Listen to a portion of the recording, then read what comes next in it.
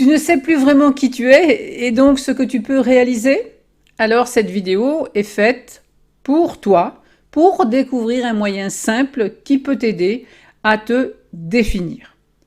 Dans les contes de fées, le héros est désigné par son apparence physique ou une qualité, ou les deux. Comme le chaperon rouge, ou le hardi petit tailleur, ou Riquet à la houppe, ou Hans mon hérisson.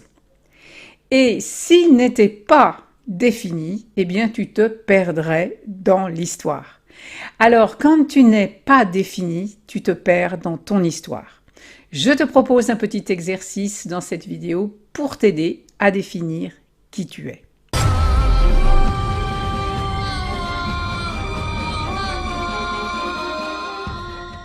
Mon nom est Elisandre, je suis leaduse de Futur Inspiré. Je pratique le coaching heuristique par les contes de fées.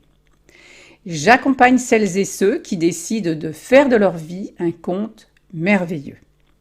Je précise que l'heuristique est un processus de recherche, en l'occurrence en ce qui me concerne, de quête du futur le plus adapté et le plus épanouissant pour toi. Alors, contente de te retrouver sur ma chaîne, ou si c'est une première, eh bien pour te souhaiter la bienvenue, je t'offre mon coffret, dont tu trouveras le lien sous la vidéo, 3 secrets pour vivre la magie des contes. Te définir est bénéfique pour savoir ce que tu peux réaliser, prendre ta place dans le monde. Ton prénom et ton nom ne sont pas suffisants à dire qui tu es, ni même ton âge ou si tu es un homme ou une femme. Et même pas ta profession, car de nombreuses autres personnes exercent la même. Si tu dis que tu es le frère ou la sœur d'un tel, on n'a toujours aucune idée de qui tu es.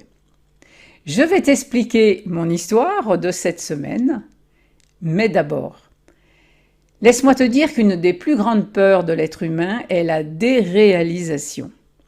Pour se réaliser, il faut projeter des identités, des rôles. Certes, il y a différents niveaux identitaires, et je ne te parle pas aujourd'hui d'une identité transcendante, mais de ta vocation, de ta raison d'être, de ta compétence unique, de ce qui fait ta différence, ce qui te caractérise.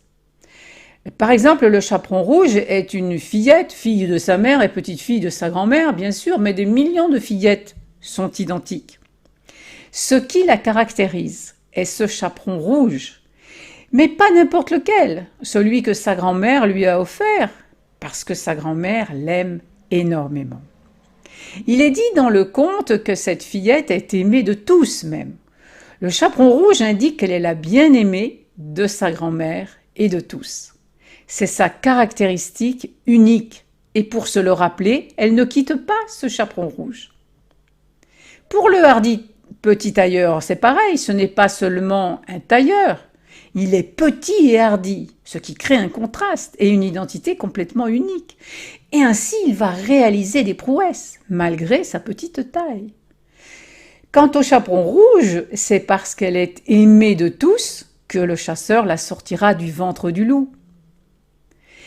Je pense que tu as compris le principe. À une définition de soi précise correspond une destinée, une histoire spéciale.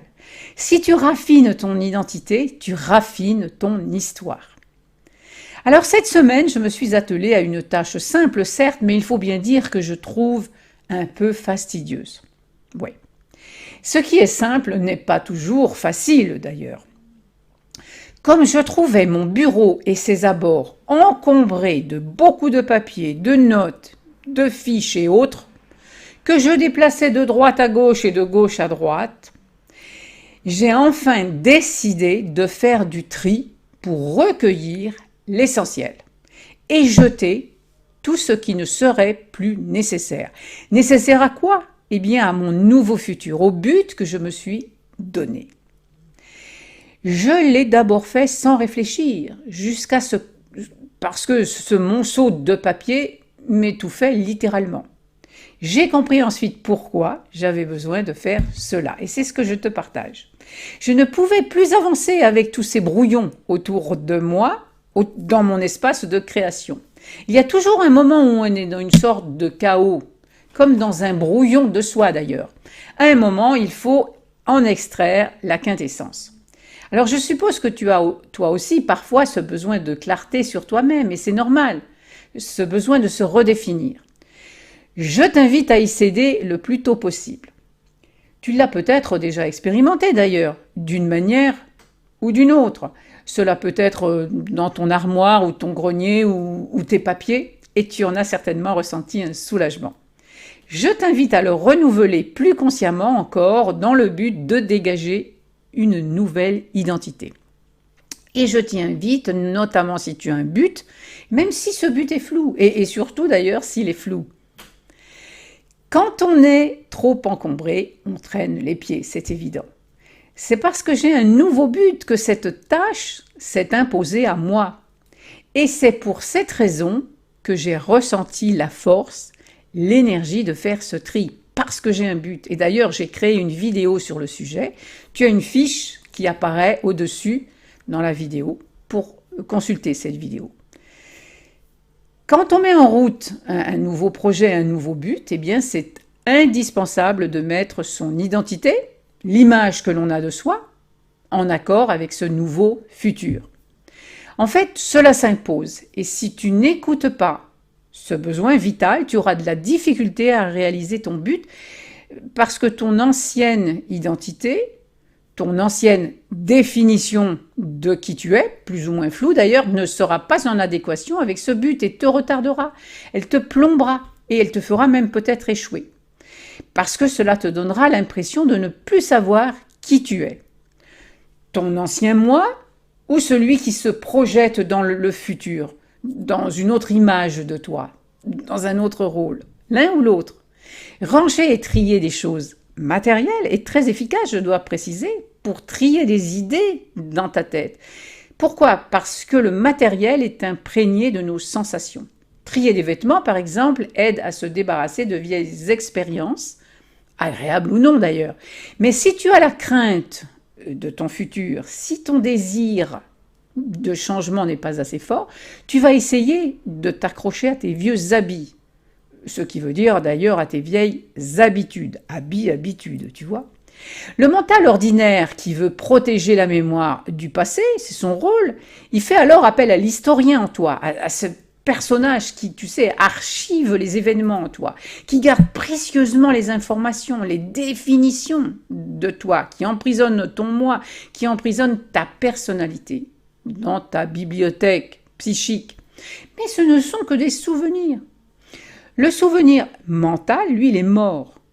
Tout au plus, on ressent quelques émotions ou sensations lorsqu'on se souvient d'un événement. Le but, l'énergie du but, à l'inverse, lui, fait se soulever non plus des souvenirs du moi passé, mais du soi vivant et vibrant. Mon nouveau projet m'a imposé de me redéfinir professionnellement.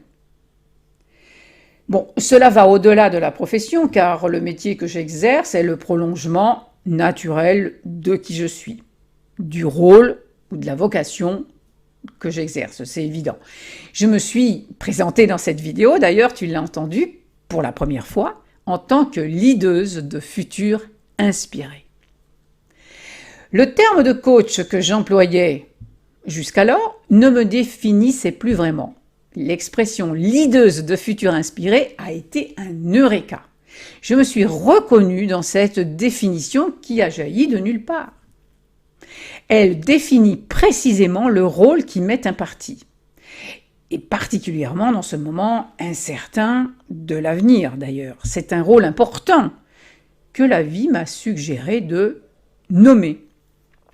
Le fait de le nommer va orienter toutes mes actions, mes communications, mes implications, dans ce sens.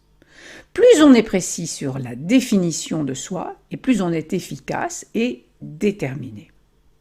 Le piège, évidemment, mais ceci est une autre histoire, est de s'identifier entièrement à cela. Attention. À tout moment, nous pouvons et nous devons nous redéfinir, selon les événements que l'on programme.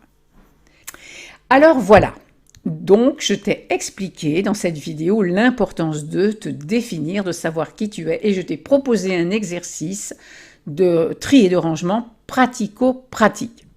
Il ne te reste qu'à tester ma proposition.